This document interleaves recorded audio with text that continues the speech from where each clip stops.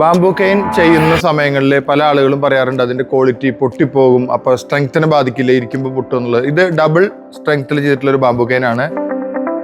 Treated തേക്ക് മരം കൊണ്ടാണ് ഇത് നിർമ്മിച്ചിരിക്കുന്നത്. ഗ്രെയിൻസ് ഒക്കെ വളരെ ഭംഗിയായിട്ട് ഇങ്ങനെ കാണുന്നുണ്ട്. ഇതൊരു ഇമ്പോർട്ടഡ് പ്രൊഡക്റ്റ് തന്നെയാണ്, ഇന്തോനേഷ്യ എന്നാണ് ഈ പ്രൊഡക്റ്റ്. ഇത് ഡബിൾ സൈഡ് വരുന്നതുകൊണ്ട് തന്നെ കാണാനും ഭംഗിയാണ്, അതുപോലെ തന്നെ നമുക്കൊരു ചാരി ഇരിക്കുമ്പോൾ നല്ലൊരു എഫക്റ്റ് കിട്ടുന്നുണ്ട്. കംപ്ലൈൻറ്റ് വരാനുള്ള സാധ്യത കുറവാണ്. ഈ സ്ലീക്കായിട്ട് വുഡ് ചെയ്യുമ്പോൾ മരം കയ്യിലുണ്ടെന്ന് വെച്ചിട്ട് കുറേ മരം കൊണ്ട് പണിയുകയല്ല. സ്ലീക്കായിട്ട് ചെയ്യുമ്പോൾ ശ്രദ്ധിച്ച് ചെയ്യണം. പക്ഷേ ക്വാളിറ്റി കണ്ടില്ല വളരെ നല്ലതാണ്, ഇരിക്കാനും നല്ല കംഫർട്ടാണ്.